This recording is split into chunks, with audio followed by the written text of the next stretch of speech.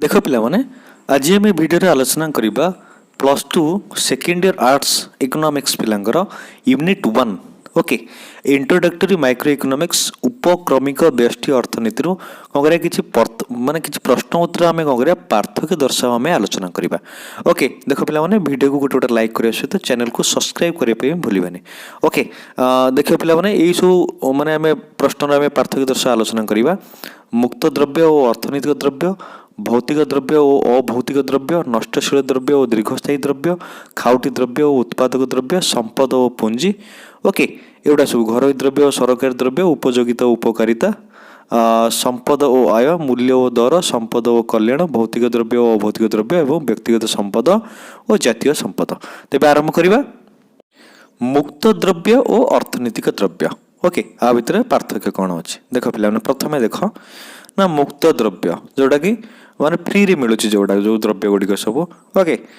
प्रथम हूँ मुक्त द्रव्य कौन हम ना यह प्रकृति प्रदत्त अटे किंतु अर्थनैतिक द्रव्यटा कौन यह मनुष्यकृत अटे ओके तापर कौन कौच मुक्त द्रव्य ना यही द्रव्यर जोगाण असीम किंतु यही द्रव्यर जोगाण स्वल्प बा सीमित किए अर्थनैतिक द्रव्य तापर मुक्त द्रव्य कौन कौच ना यही द्रव्य को बजार रे क्रय विक्रय करा जाए नहीं ओके किंतु यही द्रव्य गुड़िकर बजार रे मूल्य निर्धारण करा जाई पारे किए अर्थनैतिक द्रव्य ओके मुक्त द्रव्य कौन टी कौच ना वायु आलोक जल इत्यादि मुक्त द्रव्यर उदाहरण कि जानल कि सब मुक्त द्रव्य ना वायु आलोक जल इत्यादि मुक्त द्रव्यर उदाहरण किंतु बही कलम साइकेल इत्यादि अर्थनैतिक द्रव्यर उदाहरण अटंती ओके तापर पिला देख मुक्त द्रव्यर केवल व्यवहारिक मूल्य थाए आम या कौन केवल व्यवहार करिपरिबा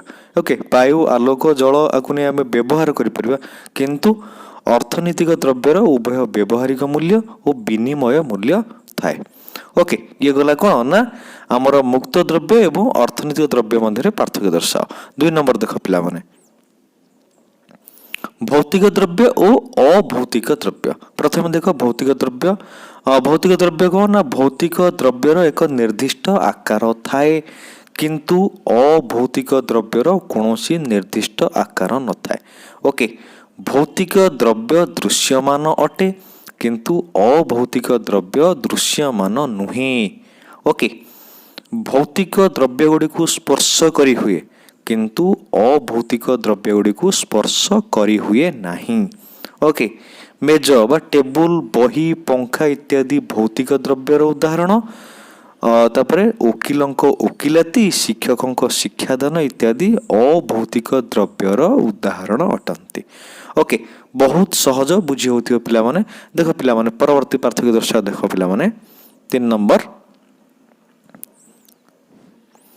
नष्टशील द्रव्य और दीर्घस्थायी द्रव्य ओके नष्टशील द्रव्य ना नष्टशील द्रव्य गुड़ी को थरे मात्र व्यवहार करा जाय थाए किंतु दीर्घस्थायी द्रव्य गुड़ी को बारंबार व्यवहार करा जाय थाए ओके नष्टशील द्रव्य गुड़ी को थरे उपयोग कले एहार सत्ता लोप पाई जाए ओके किंतु दीर्घस्थायी द्रव्य गुड़ी को बारंबार व्यवहार कले सुधा एहार सत्ता लोप पाए नाही बा लोप हुए नाही ओके नष्टशील द्रव्य गुड़ी को दीर्घ समय धरी उपभोग करा जाए नहीं किंतु दीर्घस्थायी द्रव्य गुड़ी को दीर्घ समय धरी उपभोग करा जाए ओके तापर कौन ना माछ पनीपरिबा इत्यादि नष्टशील द्रव्यर उदाहरण अटंती किंतु हाथ घंटा पंखा इत्यादि दीर्घस्थायी द्रव्यर उदाहरण अटंती ओके गला ये गला नष्टशील द्रव्य और दीर्घस्थायी द्रव्य मध्य पार्थक्य दर्शा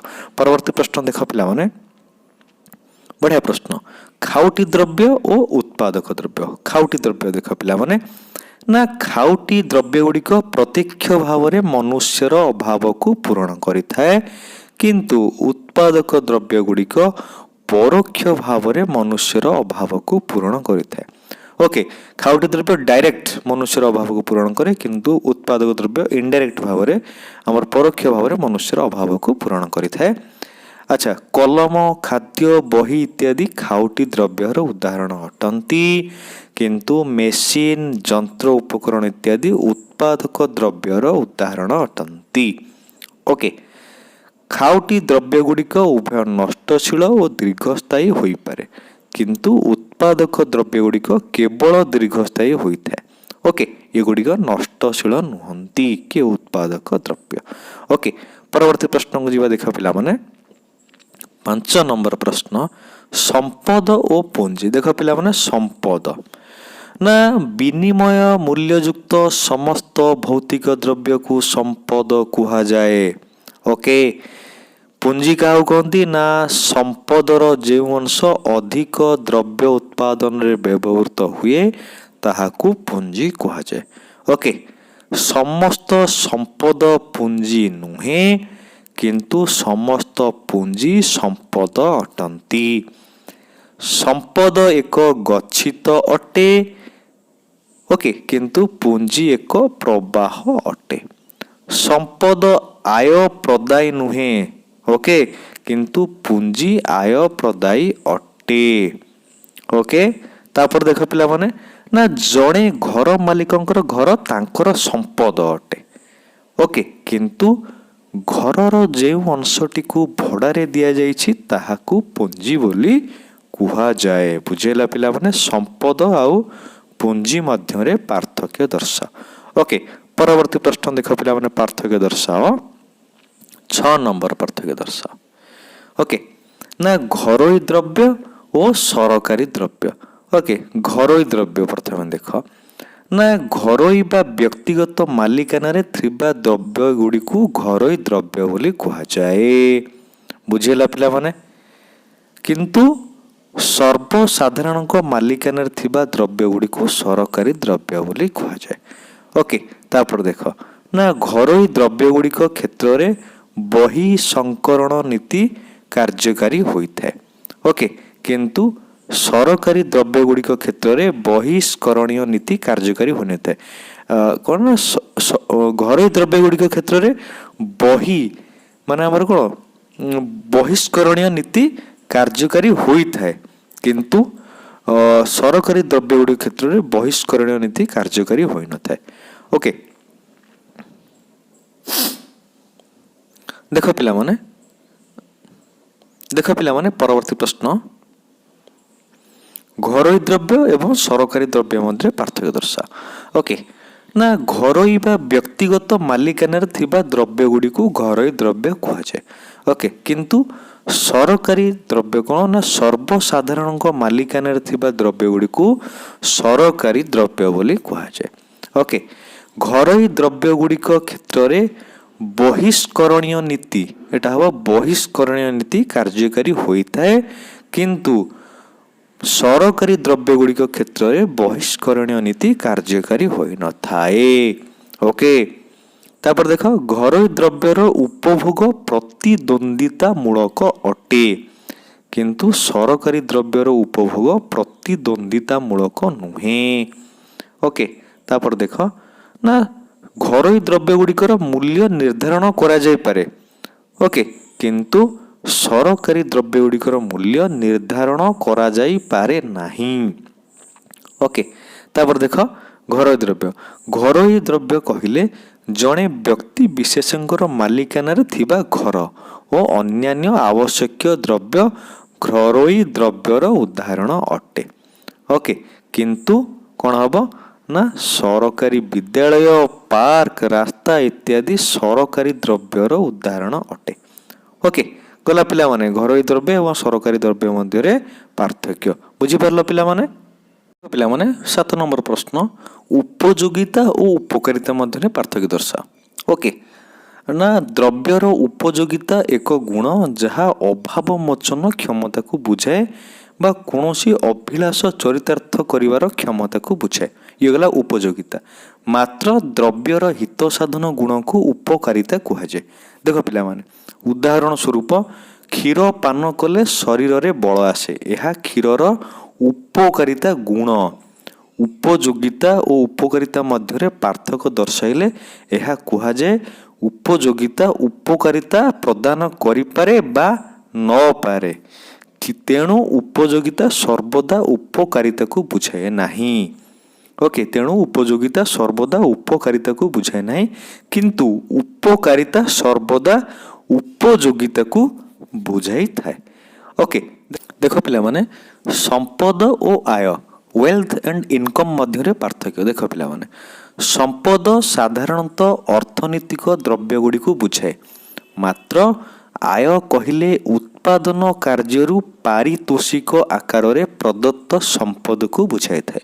ओके तेणु संपद एक भंडार सदृश और आय एही भंडार रु एक प्रवाह मात्र। तेणु कुहा जाए कि संपद एक भंडार किंतु आय एक प्रवाह अटे। ये गला कौन ना संपद आय मध्य पार्थक्य। तापर देख पिला माने मूल्य और दर ओके वैल्यू एंड प्राइस मध्य पार्थक्य। मूल्य साधारणतः विनिमय मूल्य को बुझाई थाए जहाँ एक द्रव्य प्रतिबदल रे उपलब्ध अन्य बा अन्यान्य द्रव्य गुड़िकर परिमाण को सूचित करि थाए किंतु विनिमय मूल्य को मुद्रा आकार रे प्रकाश कले ताहाकू दर कुहाजे। ओके ताहाकू दर बोली कुहाजे।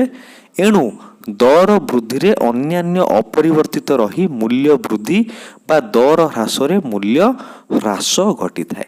ओके गला मूल्य और दर मध्य पार्थक्य। देख पिला माने हमर शेष पार्थक्य दर्शा गोटे ना व्यक्तिगत संपद और जातीय संपद मध्य पार्थक्य। ओके ना व्यक्तिगत मालिकाना थिबा भौतिक और अभौतिक द्रव्य को व्यक्तिगत संपद बोली कुहा जाए। बासगृह भूमि मोटर कार मोटरसाइकिल इत्यादि भली भौतिक द्रव्य और व्यावसायिक सुनाम पेटेंट अधिकार इत्यादि भली अभौतिक द्रव्य जति व्यक्तिगत मालिकाना रही थाए तेबे सेगुड़िक व्यक्तिगत संपद पदवाच्य अटंती। गला ये होला व्यक्तिगत संपद। तापर जातीय संपद कौन ना राष्ट्रर नागरिक मानक अधिकार थिबा समस्त संपद जातीय संपद अटंती। राष्ट्रर समस्त सामाजिक संपद यथा रास्ताघाट रेलपथ पोल बंदर विद्यालय महाविद्यालय राजमहल कोणार्क मंदिर ओके इत्यादि जातीय संपदर अंतर्भुक्त अटंती। ओके देखल पिला माने आज ये परवर्ती वीडियो में आलोचना करबा आउ एक प्रश्नोत्तर आलोचना। ओके देख पिला माने वीडियो गोटे लाइक करिया सहित चैनल को सब्सक्राइब करिया पे भूलिबेनी। रहउची।